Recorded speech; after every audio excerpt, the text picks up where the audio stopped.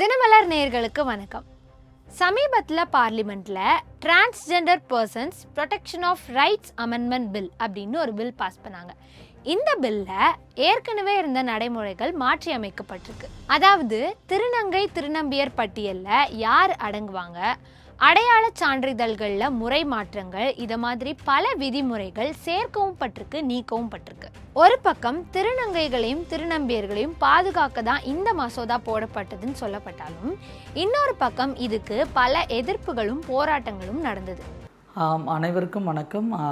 இப்போ சமீபத்தில் 2019 திருநர் பாதுகாப்பு உரிமை சட்டம் 2019 அப்படின்னு சொல்லிட்டு ஒரு சட்டத்தை திருநங்கையர் திருநம்பியர் திருநர் மக்களுக்கான ஒரு பாதுகாப்பு சட்டத்தை மத்திய அரசு கொண்டு வந்தது.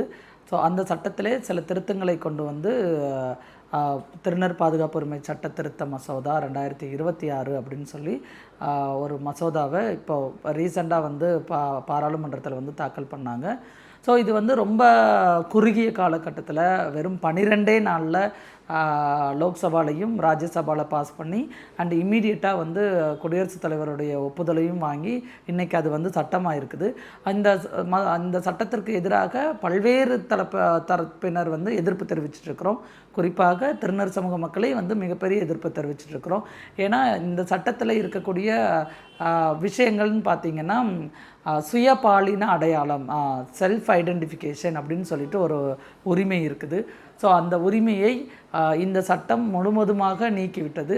அதற்கு பதிலாக நீங்கள் மெடிக்கல் போர்டு இல்லை மெடிக்கல் ஆஃபீஸர்ஸ் இல்லை டிஸ்ட்ரிக்ட் மேஜிஸ்ட்ரேட் உங்களுடைய பாலினத்தை டிசைட் பண்ணுவாங்க. நாங்கள் டிஸ்ட்ரிக்ட் மேஜிஸ்ட்ரேட்கிட்டேயோ இல்லை மெடிக்கல் போர்டுக்கிட்டேயோ போய் எங்களுடைய பாலினத்தை காமிச்சு நிரூபித்து அவங்க ஓகே சொன்னதுக்கு அப்புறமாக அவங்க எங்களுக்கு சர்டிஃபிகேட் பண்ண கொடுப்பாங்க. ஸோ அதன் அடிப்படையில் நீங்கள் திருநங்கைகளாக என்னன்னு சொல்லிட்டு சொல்லுவாங்க. ஸோ இங்கே இந்த சட்டத்தில் இன்னொரு விஷயம் அப்படின்னு பார்க்கும்போது இது முழுக்க ஹிஜ்ரா, கின்னர், அரவாணி அப்படிங்கிற ஜெண்டரை இதை மட்டும்தான் ஐடென்டிஃபிகேஷனை மட்டும்தான் ரெக்கக்னேஷன் பண்ணியிருக்கிறாங்க. பட் நம்ம தமிழ்நாட்டில் நம்மளுடைய அஃபிஷியல் லாங்குவேஜ்லேயே எல்லா இடத்துலையுமே திருநங்கை நலவாரியம் இருக்குது. ஸோ திருநம்பிகளுக்கான உரிமைகள் எல்லாமே நம்ம கொடுக்கப்பட்டு இருக்குது. ஸோ திருநங்கைகள் திருநம்பிகள் திருநர் அப்படிங்கிற வார்த்தை அந்த சட்டத்தில் இடம்பெறலை. அப்போ அவர்களை சோசியல் கல்ச்சுரல் ஐடென்டிட்டியில் ஏன் சேர்க்க முடியல? ஸோ அப்படிங்கிற ஒரு பெரும் கேள்வியும் இருக்குது. மிக முக்கியமாக இந்த செல்ஃப் ஐடென்டிஃபிகேஷனை ரிமூவ் பண்ணது அப்படிங்கிறது ரொம்ப தவறான ஒரு விஷயம். ஸோ அதனால தான் இந்தியா முழுக்க இருக்கக்கூடிய திருநங்கைகள் திருநம்பிகள் தங்களுடைய சுயபாலின அடையாளத்தை வெளியில் சொல்வதற்கான உரிமை நால்சா வர்சஸ் யூனியன் ஆஃப் இந்தியாவுடைய உச்சநீதிமன்ற தீர்ப்பின் அடிப்படையில் இருக்குது. ஸோ இது உச்சநீதிமன்ற தீர்ப்பை வயலேட் பண்ணுற மாதிரி இருக்குது இந்த சட்டம் அப்படிங்கிறதுக்காகவும். அண்ட் இந்த சட்டத்தில் பெரும்பாலான விஷயங்கள் இருக்குது. இப்போ அதர் பிரச்சனைன்னு ஒன்று இருக்குது இல்லையா? பெரும்பாலான பிரச்சனைகள் என்ன இருக்குது? எனக்கான கல்வி, வேலைவாய்ப்பு, அரசியலில் பங்கெடுக்கக்கூடிய உரிமை, எனக்கான பாதுகாக்கிறதுக்கான உரிமை, இது எதுவுமே இந்த சட்டத்தில் பேசப்படலை. ஸோ குறிப்பாக இடஒதுக்கீடு உரிமை பற்றி பேசப்படவே இல்லை.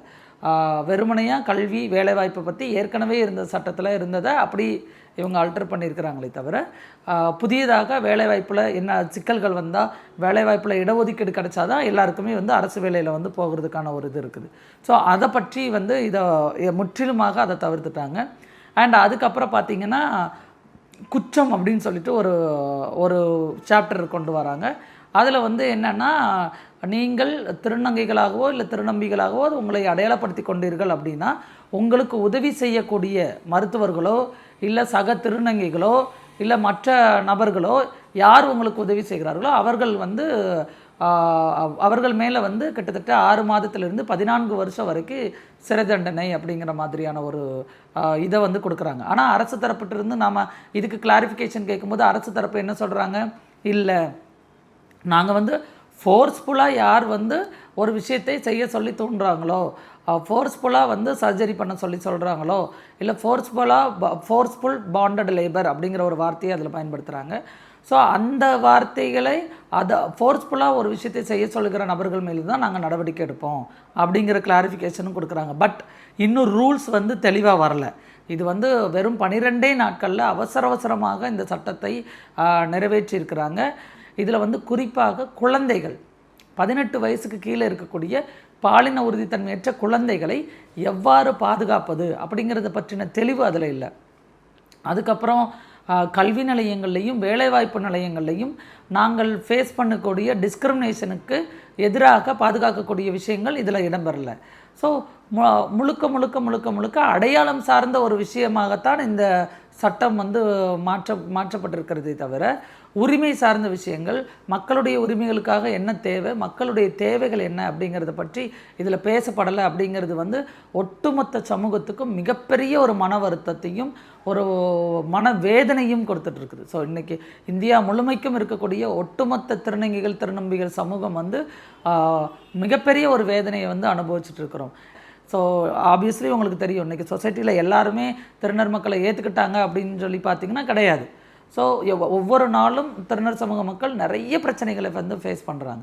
ஸோ அதை பற்றிலாம் பேசப்படலை. அந்த பிரச்சனைகளிலிருந்து இவர்களை எப்படி பாதுகாப்பது, குறிப்பாக குடும்பத்தில் நடக்கக்கூடிய வன்முறை, குடும்பத்தினரே வந்து இங்கே திருநர் குழந்தைகளை கொலை செய்கிறாங்க. அந்த குடும்பத்திலிருந்து இந்த குழந்தைகளை பாதுகாப்பதற்கான சட்டங்கள் இங்கே வகுக்கப்படவே இல்லை. அதை பற்றிலாம் பேசப்படவே இல்லை. அது எல்லாம் பேசாமல் வெறும் அடையாளத்தை மட்டுமே நீக்கிவிட்டு சின்ன சின்ன விஷயங்கள் மட்டுமே இதில் பேசியிருக்கிறது. அதுவும் முற்றிலும் மக்களுக்கு எதிரான ஒரு சட்டமாக இது இருக்கிறதுனால தான் நாங்கள் இந்தியா முழுமைக்கும் இதை வந்து பயங்கரமாக எதிர்த்துட்டு இருக்கிறோம். நீதிமன்றங்களையும் நாடிட்டு இருக்கிறோம். இந்த மாதிரி என்னதான் எதிர்ப்புகள் இருந்தாலும் அரசு தரப்புல இருந்து இந்த மசோதால பல நல்ல விஷயங்களை இன்க்ளூட் பண்ணதா சொல்றாங்க. திருநங்கைகள் மற்றும் திருநம்பிகளை வலுக்கட்டாய வேலை செய்ய வைக்கிறது, இல்ல அவங்கள அடிமைப்படுத்துறது, ஊரை விட்டு வெளியேற்றுறது, உடல் ரீதியாவோ மன ரீதியாவோ அவங்கள காயப்படுத்துறது, இந்த மாதிரியான குற்றங்களுக்கு 6 மாதம் முதல் 2 வருடங்கள் வரை சிறை தண்டனையும் அபராதமும் விதிக்கப்படுதுன்னு இந்த மசோதால தெரிவிக்கப்பட்டிருக்கு.